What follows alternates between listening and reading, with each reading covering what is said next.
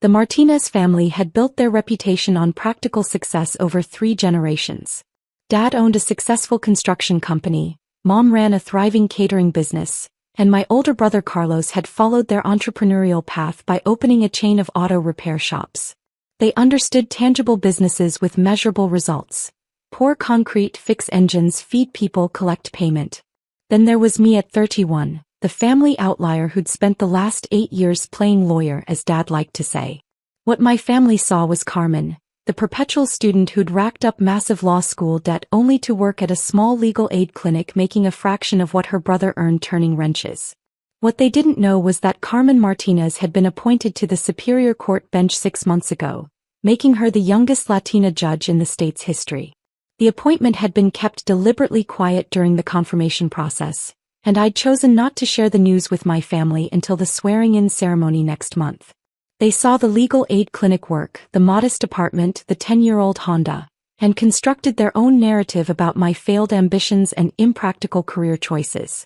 Better to let them maintain those assumptions than endure months of unwanted advice about judicial ethics and public service responsibilities. The irony was spectacular. While they worried about my financial stability, my new judicial salary would exceed all their business incomes combined.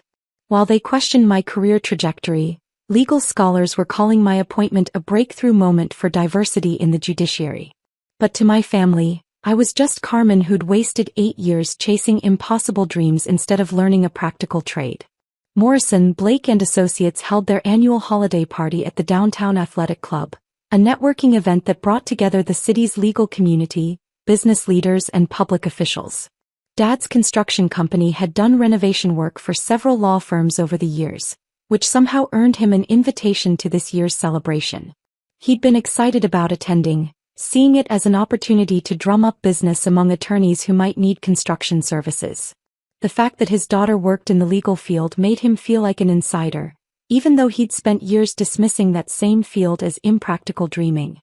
Carmen should come with us, he'd announced over Sunday dinner. She can introduce us to the important lawyers, maybe learn something about how real legal careers work. Real legal careers. As opposed to my work defending low-income families facing eviction or helping undocumented immigrants navigate the legal system. It'll be good for her to see what successful attorneys look like, Mom had added supportively. Maybe inspire her to aim higher than that little clinic. So here I was, wearing my best dress that had seen better years, accompanying my parents to a party where they planned to network while simultaneously demonstrating why their daughter's career choices had been disappointing. The athletic club was elegantly decorated, filled with lawyers in expensive suits discussing cases, partnerships and billable hour targets. Dad worked the room enthusiastically, introducing himself as a construction contractor and mentioning his daughter's legal background as a conversation starter. "This is my daughter Carmen," he'd say to anyone who'd listen. "She works at a legal clinic downtown. Still chasing those lawyer dreams." The condescension was subtle but unmistakable. Still chasing dreams implied that I hadn't achieved anything meaningful, just continued pursuing fantasies that more practical people would have abandoned years ago. 2 hours into the party, Dad had consumed enough champagne to amplify his natural tendency toward loud, definitive statements about life and career success. He'd cornered a group of attorneys near the bar, regaling them with stories about the construction business while periodically gesturing toward me. "The legal field is tough," he was saying to a corporate attorney who looked trapped. "Lot of competition, long hours, not much financial security unless you make partner somewhere prestigious." The attorney nodded politely, clearly trying to extract himself from the conversation. "My daughter here has been working at it for 8 years, Dad continued, his voice carrying across the immediate area. "Legal aid clinic, public interest work. Very noble but not very profitable." I felt heat rising in my cheeks as other conversations paused. Dad was creating a scene, using my career as an example of idealistic choices that hadn't led to practical success. "She keeps hoping something bigger will open up," he continued loudly. "But realistically, paralegal is probably her ceiling at this point. Maybe administrative work at a bigger firm if she's lucky. Paralegal is your ceiling." The words hung in the air like smoke from a fire nobody wanted to acknowledge. Several attorneys within earshot looked uncomfortable. One woman actually winced. "Dad," I said quietly, "maybe we should, Nothing wrong with being practical, he interrupted, his voice even louder now. Some people are meant for big legal careers, others are better suited for support roles. Carmen's smart, but she doesn't have that killer instinct you need for real success in law. The group of attorneys was staring now, some with pity, others with embarrassment at witnessing such a public humiliation. I wanted to disappear into the carpet. That's when I saw him approaching. Thomas Morrison, senior founding partner of the firm hosting the party. Distinguished, silver-haired, one of the most respected attorneys in the state. He was walking directly toward our group with a purposeful stride. My stomach dropped. The last thing I needed was for the evening's most prominent legal figure to witness my father's assessment of my career limitations. "Excuse me," Morrison said, his voice cutting through Dad's monologue with unmistakable authority.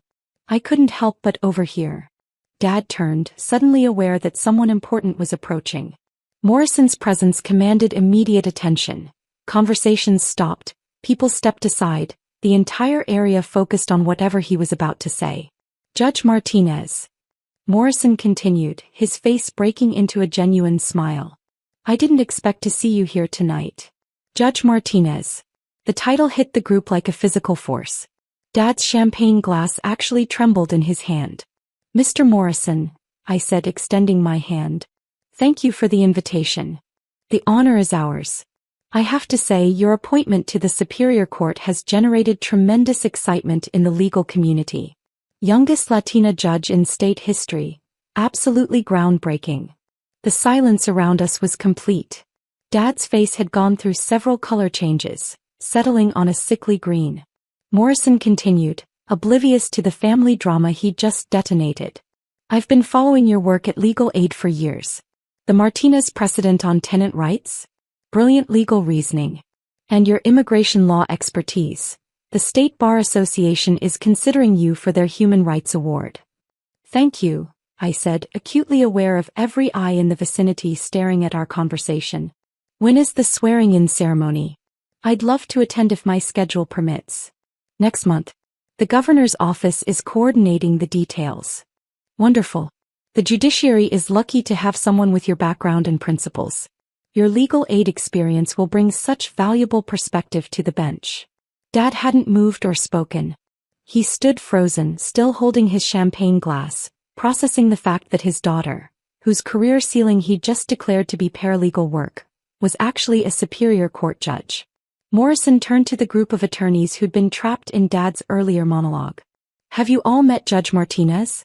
Her work on housing law has influenced policy across 3 states. Remarkable legal mind." The attorneys who'd been wincing at Dad's assessment 30 seconds earlier suddenly wanted to discuss case law and judicial philosophy. The woman who'd looked pitying now asked about my transition from advocacy to the bench. Through it all, Dad remained silent, his face cycling through emotions I'd never seen before. Shock, embarrassment, confusion, and something that might have been pride mixed with mortification. Morrison eventually moved on to greet other guests, but the damage was done. Word spread quickly through the party that the young woman whose father had been loudly declaring her career limitations was actually the state's newest Superior Court judge. Attorneys approached me throughout the rest of the evening, some offering congratulations, others asking about my judicial philosophy or my plans for certain types of cases. Each conversation reinforced the gulf between reality and Dad's public assessment of my capabilities. Dad stood nearby, nursing the same glass of champagne, occasionally opening his mouth as if to speak, then closing it again without words emerging. Finally, as the party was winding down, he approached me near the coat check. "Carmen," he said quietly, "I think we need to talk." "Do we?" I asked, gathering my purse. "Judge Martinez. When did this happen? How long have you known?" "The appointment came through 6 months ago. The confirmation process took another 4 months. And you didn't tell us? Would it have changed anything about tonight?" The question stopped him cold, because we both knew the answer.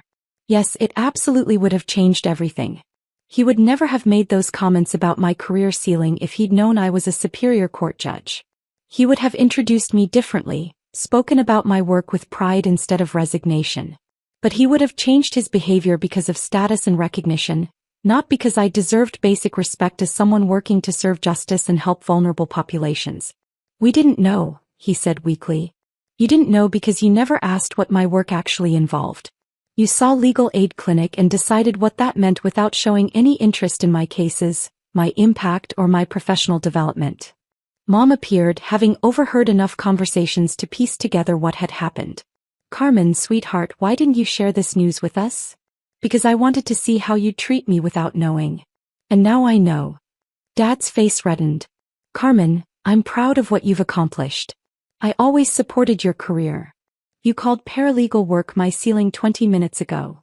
The truth hung between us like a wall. There was no walking back what he'd said, no reframing it as supportive parenting or tough love.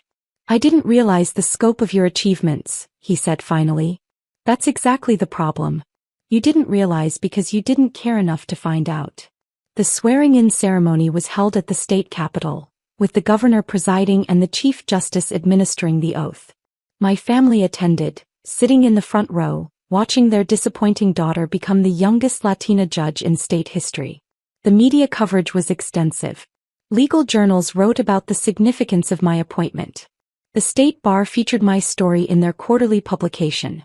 Civil rights organizations celebrated the breakthrough moment for judicial diversity. Dad keeps those articles in a folder now, showing them to anyone who'll listen. He's become my biggest supporter, bragging to clients about his daughter the judge, conveniently forgetting his previous assessment of my career prospects.